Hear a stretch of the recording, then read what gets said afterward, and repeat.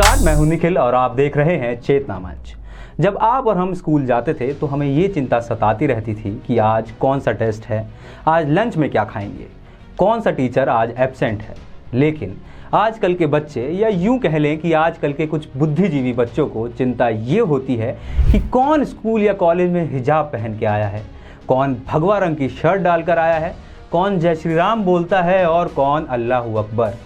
आपको याद होगा, लगभग 8 महीने पहले कर्नाटका के उडुपी से एक स्कूल में लड़की के हिजाब पहनकर क्लास में बैठने से विवाद शुरू हुआ था। शुरुआत में बात छोटी थी, लेकिन अब सुप्रीम कोर्ट तक पहुंच चुकी है। आगे बढ़ने से पहले ये जान लेते हैं कि हिजाब का मतलब क्या है। हिजाब अरबी भाषा का एक शब्द है, आड़ या ओट के लिए इस्तेमाल किया जाता है, यानी कि ढकने या छुपाने के लिए।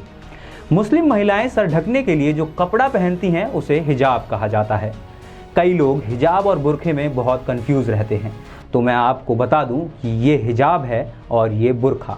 मुस्लिम महिलाएं अपने अपने उसूलों या मन के हिसाब से इसको पहनती हैं। CNN की एक रिपोर्ट के अनुसार हिजाब की शुरुआत ज़रूरत के हिसाब से की गई थी। इसका मतलब जब उन्हें ये समझ में आया कि इसको इस्तेमाल करने की ज़रूरत है, तब इसका इस्तेमाल शुरू किया गया। इसका इस्तेमाल मेसोपोटामिया सभ्यता के लोग किया करते थे। तेज़ धूप, धूल और बारिश से सर को बचाने के लिए लिनन के कपड़े का यूज़ किया जाता था। हालांकि इसके बाद इसे धर्म से जोड़ दिया गया और महिलाओं के लिए इसे ज़रूरी बताया गया। चलिए अब वापस मुद्दे पर लौटते हैं। जो मामला उडुपी कर्नाटका से शुरू हुआ, वो पूरे देश में घूमता घूमता आखिरकार सुप्रीम कोर्ट में पहुंच चुका है। कल यानी 13 अक्टूबर को मामले की सुनवाई थी कि लड़कियों को स्कूल या कॉलेज जैसे संस्थानों में हिजाब पहनने की अनुमति होगी या नहीं।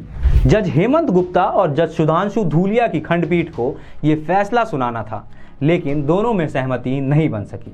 जज हेमंत गुप्ता ने कोर्ट के फैसले को बरकरार रखना सही समझा, वहीं दूसरी तरफ जज सुधांशु ने कर्नाटका हाईकोर्ट के फैसले को खारिज कर दिया। और शायद यही भारतीय लोकतंत्र की खूबसूरती भी है। आप समझ पा रहे होंगे कि मैं क्या कहना चाह रहा हूं।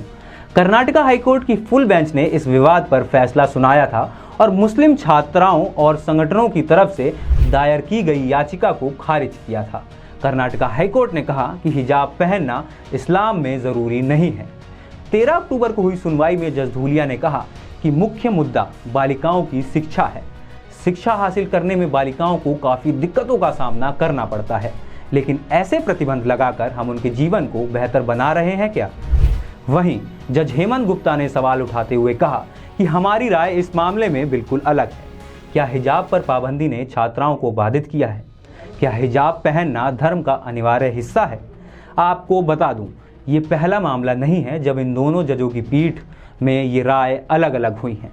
बेंगलुरु ईदगाह मैदान में गणेश चतुर्थी मनाने की अनुमति को लेकर भी यही स्थिति बनी थी।